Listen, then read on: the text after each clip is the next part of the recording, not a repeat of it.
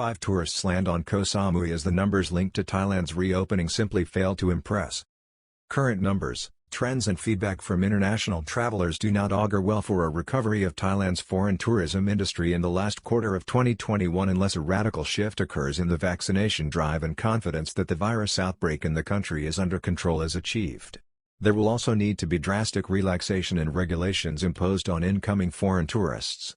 The first tourists arrived on Ko Samui on Thursday under the Samui Plus initiative, as it is becoming clearer that the reopening of Thailand being rolled out is very much a limited effort at restoring foreign tourism with little hope, at least in the short term, of achieving the critical levels of the past.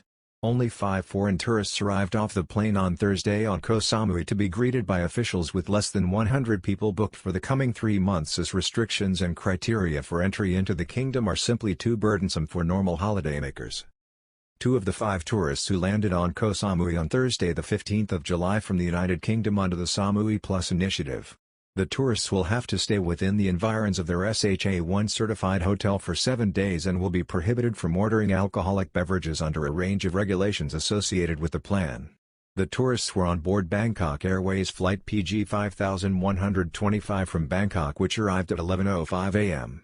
The first 5 foreign tourists flew into Ko Samui on Thursday under the new Samui Plus initiative approved by the government in association with the Tourism Authority of Thailand and local business interests on the island of Ko Samui, Koh Phangan and Koh Tao, which will allow tourists more freedom on visits to the holiday islands, although the model is not quite the quarantine-free dispensation associated with the Phuket Sandbox scheme launched on July 1 last.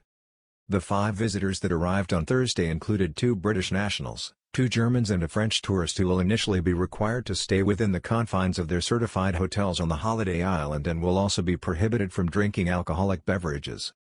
Minister of Tourism and Sports on hand to greet the 5 European tourists off the plane from Bangkok. The flight, Bangkok Airways PG 5125, departed from Bangkok at 10:05 a.m. on Thursday 15th and touched down on the island at 11:05 a.m. At the airport to meet the passengers was the Minister of Tourism and Sports Phiphat Ratchakit Prakarn, as well as the Director General of the Tourism Authority of Thailand Yuthasok Supasorn and the Governor of Surat Thani Province, Wichwajinto. The minister said he was satisfied with the public health measures that have been put in place to protect the public on Ko Samui as Thailand continues with its strategically important but carefully planned reopening of key tourist areas after the Phuket Sandbox went ahead on July 1. Tourists to spend 7 days in hotel environs, subject to testing and thereafter limited to sealed routes. The Samui Plus plan allows tourists access to the other islands of Koh Phangan and Koh Tao after 7 days within the confines of their hotels and is subject to controlled or sealed routes. The minister and other officials were cautious about predicting the numbers of foreign tourists that are expected as part of the program for the islands in the opening months. At the outset, there are 177 hotels open to cater for foreign tourists and domestic visitors with over 8,629 rooms. That is only 26.3% of hotels on the island, with 494 hotels and 16,300 rooms still closed up. Current occupancy rate of 8 to 10%, with long-stay guests projected to rise to between 20 and 30%. Officials have suggested that the current occupancy rate is now 8 to 10% based on visitors booked on extended stays, but it is expected that this will rise gradually to 20 to 30% in the course of the coming 3 months up to the end of October as marketing and promotion drives get underway. At present, there are only 33 bookings for July, 20 for August and only 10 for September. This is not foreign tourism as Thailand has previously known it, but an adjustment to deal with a new environment or the new normal, with all incoming tourists subjected to certificate of entry screening and other onerous conditions. Surat Thani governor emphasizes the controlled and sealed nature of the experience for foreign tourists. Indeed, Governor Wichwajinto referred to the stringent controls to reassure locals on the islands when he explained the sealed nature of the tourist experience for visitors who after 1 week will be allowed to visit the other 2 islands from selected ferry points and will be subjected to sealed routes and 3 swab tests while on the islands for up to 14 days. He also emphasized the ban on alcohol for the first 7 days. Visitors can be moved to alternative quarantine hotels in certain situations linked with cases. Tourists will be staying in SHA1 certified accommodation but will be subject to COVID-19 testing and can be moved to alternative quarantine facilities if the virus situation deteriorates. The cost of a one-week stay at an alternative quarantine hotel on the island ranges from 35,000 to 100,000 baht, but it is pointed out that this includes 16,000 baht in medical costs including 3 swab tests which are priced at 8,000 baht with a 4,000 baht charge for the first swab test. Under this scheme, if any tourist arrives on a flight with an infected passenger, they are free to proceed with their holiday after the first negative COVID-19 swab test conducted during the opening 7 days of the stay. Otherwise, they will be placed in quarantine. However, if 20 cases within the sealed routes are confirmed or logged at hospitals, then this will mean that all tourists will be confined to alternative quarantine facilities. If this figure rises to 40 cases, then even stricter public health measures will be implemented. The good news is that not one infection has been detected on the islands within the last week, where a large segment of the population is fully vaccinated.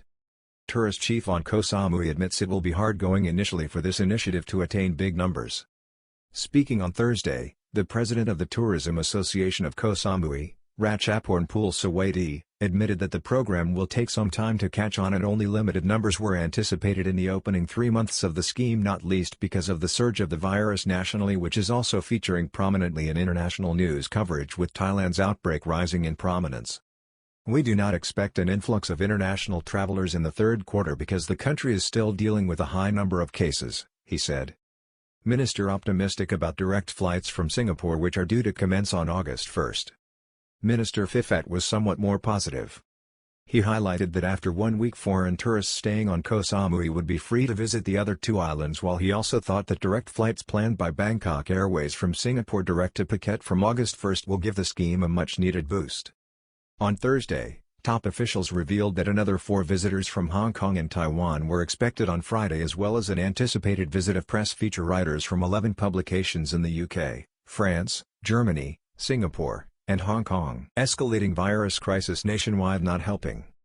The partial reopening of Ko Samui comes as Thailand finds itself in the grip of an escalating virus crisis and complications over the country's vaccine rollout, which are feeding into growing political tensions both within the coalition government and without, as opposition forces tap into a groundswell of popular disillusionment with authorities. The government of Prayut Chan-o-cha is nevertheless forced to press ahead with plans to reopen to foreign tourism, although the success of these efforts is still not guaranteed after mixed reaction to the Phuket Sandbox scheme from July 1. Phuket Sandbox scheme since July 1 has enjoyed a mixed response despite initial enthusiasm. The Phuket scheme was initially greeted with support both inside and outside Thailand when announced. It received enthusiastic backing from leading travel agency firms and networks around the world, as well as airlines. The chaotic launch of the initiative since and what many prospective foreign travelers see as hyper-regulation in Phuket is off-putting to many would-be travelers who have alternative international destinations to choose from. This has meant that the international travel industry is sitting on the fence before committing to the Ko Samui initiative. Delays in issuance of certificates of entry. On Thursday, the delays that would-be travelers to Ko Samui are experiencing in obtaining a certificate of entry were acknowledged, while it was also admitted that wary travel agencies would want to see clearly what the regulations or fine print associated with his initiative are and how it works in reality before recommending it to their customers around the world. Mr. Ratchaporn appeared to accept this when he explained on Thursday, Samui Plus aims to test the waters and prepare operators for more tourists when tourism rebounds. Bangkok official vigorously defends the Phuket Sandbox scheme and condemns online fake news.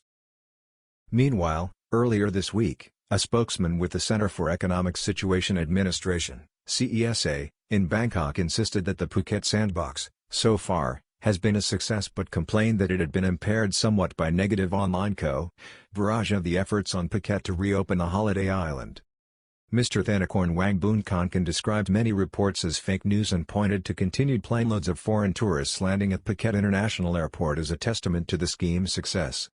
It is reported that over 5,000 tourists have now landed in Phuket with a revised target of 14,000 travelers for July. Shocking story of German woman moved to alternative quarantine at her own expense has turned off many would-be travelers to Phuket. 8 foreign tourists tested positive for the COVID-19 virus, including 2 children, a man from the United Arab Emirates, UAE, 3 women from Myanmar, a Swiss man and 2 South African visitors. There was initial consternation when 14 other passengers who had arrived with the UAE tourist were ordered into quarantine, followed by 13 of those people later seeking a flight home and departing the island. It was this aspect of the scheme that greatly troubled potential visitors in the first week, with the story of the German woman, Stephanie Karenyi, who had been quarantined and forced to pay out 37,000 baht extra, causing damage to the perception of the Phuket reopening plan among foreigners abroad. Top tourists soured by red tape. Hyper-regulation is killing off enthusiasm for the Phuket sandbox among fans.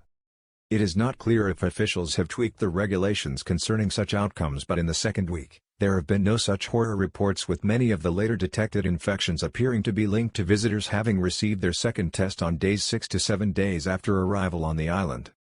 Phuket Deputy Governor: everything is under control, the sandbox is proceeding according to plan. At a press conference this week, Phayapong Chawang, Deputy Governor of Phuket, defended the scheme and made it clear that everything was under control. Although some tourists were found to have COVID-19, this was not unexpected. "We have prepared measures to prevent new clusters occurring," he told reporters. The infections found among Phuket sandbox arrivals will not cause the program to collapse. In this situation, the chance of seeing zero infections is very slim.